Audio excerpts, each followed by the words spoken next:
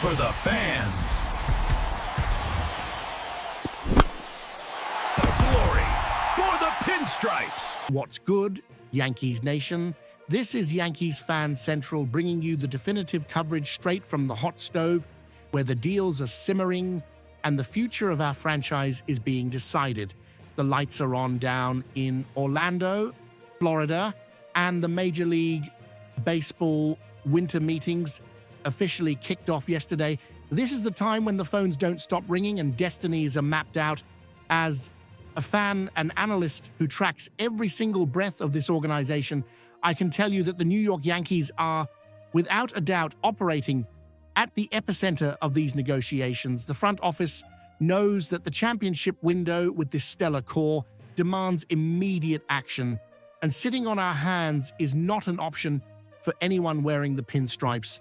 The big question mark hanging over Yankee Stadium for next season resides on the right side of the diamond, first base, with the expected departure of veteran Paul Goldschmidt, who brought the name recognition, but not the long-term impact some expected. New York's initial plan seemed to naturally converge on Ben Rice. The kid has talent, he's got grit, and he showed flashes that he can handle the pressure of New York. However, entrusting the absolute starting role of such a crucial position to a rookie in a World Series or bust year is a gamble that Brian Cashman might not be willing to take alone. Here is where the situation gets extremely interesting. My sources and cross-analysis with insider reports like Kerry Miller from Bleacher Report indicate a strategic move that is gaining traction behind the scenes. We are talking about a potential trade involving Willson Contreras of the St. Louis Cardinals. Miller was categorical in stating that while the Boston Red Sox might have interest, it is us, the Yankees, who make much more sense for this deal. The logic is solid and follows a pattern we know well: our recent historical tendency to pursue first basemen who have already crossed the 30-year-old barrier. The front office values experience, the ability to handle the October atmosphere, and, above all, a proven bat.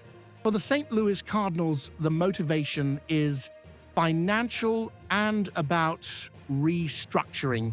They desperately need to rejuvenate their pitching staff, and guess who has a deep stock of young, talented arms down on the farm? Exactly, the Bronx Bombers. We have the trade chips they covet. St. Louis needs to offload a significant portion of the $41.5 million remaining on Contreras' contract. For the evil empire, absorbing that salary isn't the main obstacle if the on-field return is guaranteed. We are talking about a deal that fills gaps for both sides. We get an elite hitter to protect our captain, and they get the future they so desire. It is the type of corporate chess that defines championships before the first pitch is even thrown in spring training. Now, let's dive into the technical details and the real impact Willson Contreras would bring to our lineup. Turning 34 years old next May, Contreras is entering what many consider the final stretch of his career, but the numbers tell a story of productivity that cannot be ignored.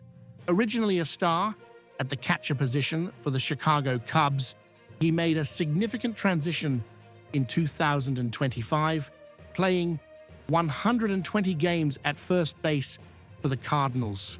This defensive versatility, even if he isn't a Gold Glover at first, is acceptable when we look at what he delivers with the bat. He remains an offensive hitter well above the league average.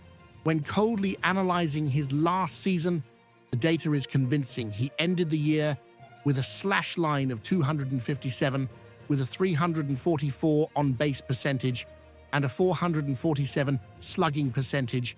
We are talking about 20 home runs and 80 RBIs.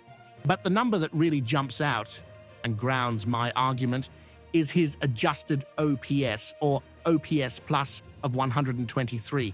For those not familiar, this means he was 23% better than the league average at creating runs.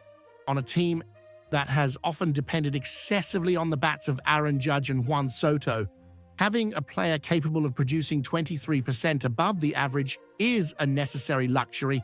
The Yankees desperately need protection in the lineup behind our three-time MVP award winner, Aaron Judge.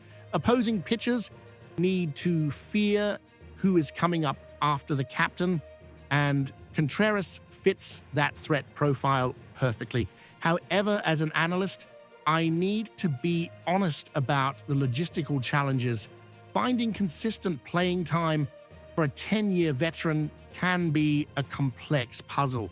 We have Ben Rice asking for a lane at first base and Giancarlo Stanton occupying the designated hitter spot most of the time. Contreras wouldn't be coming here to sit on the bench.